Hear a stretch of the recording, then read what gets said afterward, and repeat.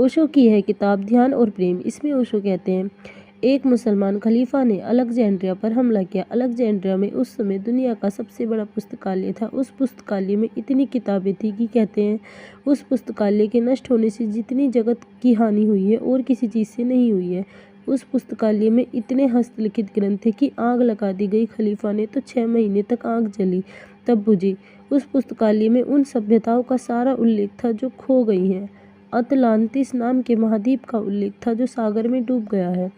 उस पुस्तकालय में अतीत के सारे रहस्यों का संग्रह था जो सदियों सदियों में खोजे गए हैं और फिर आदमी भूल जाता है। वह मनुष्य की सबसे बड़ी अपार संपदा थी, लेकिन जिस खलीफा ने उसको आग लगाई वह तुम्हारे जैसा ही रहा होगा।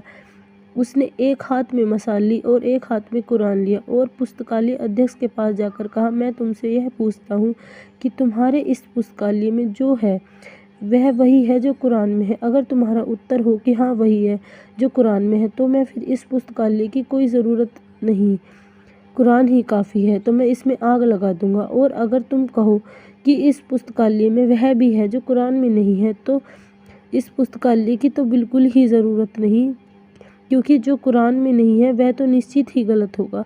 अगर वह सही होता तो कुरान में होता ही, तब भी मैं इस पुस्तकालय में आग लगा दूंगा।